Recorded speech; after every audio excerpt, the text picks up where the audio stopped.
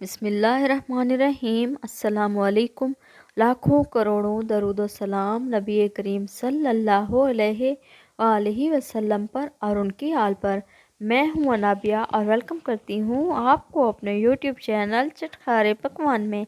आज मैं अपने किचन में बनाने जा रही हूं बहुत ही मज़ेदार सा सालन कीमा करेले। तो चलते हैं हम अपने किचन में और अपनी आज की रेसिपी शुरू करते हैं। यहाँ पर मैं एक कढ़ाई ले लूँगी और उसमें मैं शामिल करूंगी 1 कप के बराबर ऑयल। ऑयल को हल्का सा गर्म होने दें। अब मैं इसमें शामिल करूंगी एक प्याज जिसको मैंने बारीक काट लिया है। प्याज शामिल करने के बाद आप इसको अच्छी तरह से मिक्स कर दें ताकि हमारे प्याज का कलर अच्छा सा ब्राउन हो सके। हल्की आंच पर आप लोगों ने इसको अच्छा सा ब्राउन कर लेना है। ये देखिए हमारे प्याज माशाल्लाह हल्के ब्राउन हो चुके हैं। और अब मैं इसमें शामिल करूंगी 2 अदद टमाटर। यहाँ पर है मेरे पास 2 अदद टमाटर जिसको मैंने मोटे टुकड़ों में काट लिया है। आप इसमें टमाटर शामिल कर दें और इसको अच्छी तरह से मिक्स कर दें।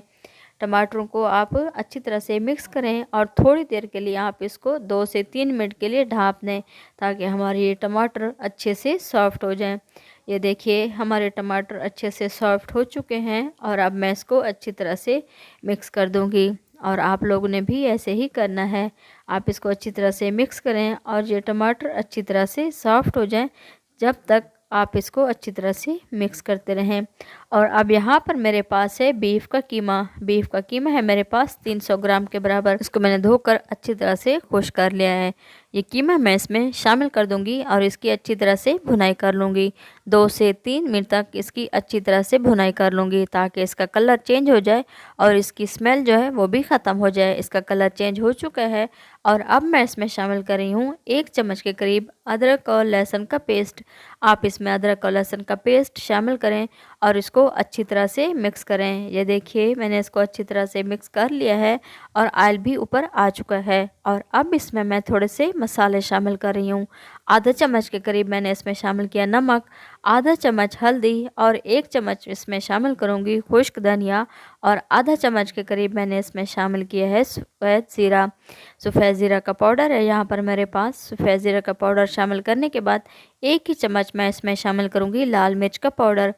बस यही मिसाले शामिल करने हैं। ये मिसाले शामिल करने के बाद आप इसको अच्छी तरह से मिक्स कर लें और इसकी अच्छी तरह से भुनाई कर लें। ये देखिए मैंने इसकी अच्छी तरह से भुनाई कर ली है और माशाल्लाह ऑयल भी ऊपर आ चुका है। यहाँ पर है मेरे पास 3 पाव के बराबर करेले जिसको मैंने धोकर अच्छी तरह से खुश कर लिया है।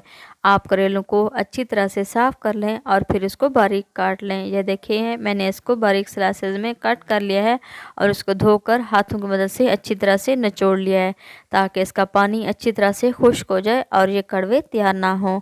आप लोगों ने भी ऐसे ही करना है। अब मैंने इसमें करेले शामिल कर दिए हैं और इसकी अच्छी तरह से भुनाई कर लूँगी। 5 से 6 मिनट तक आप इसकी अच्छी तरह से भुनाई कर लें। ये देखिए मैंने इसकी अच्छी तरह से भुनाई कर ली है और ऑयल भी काफ़ी सारा ऊपर आ चुका है और आप लोगों ने भी ऐसे ही करना है। इसकी अच्छी तरह से भुनाई करें ताकि ये हमारा कीमा और करेले का सालन अच्छा सा तैयार हो सके। अगर आप लोगों को मेरी ये रेसिपी पसंद आए तो प्लीज़ आप मेरे चैनल को सब्सक्राइब कर दें और बेल आइकन को भी प्रेस करना ना भूलिएगा।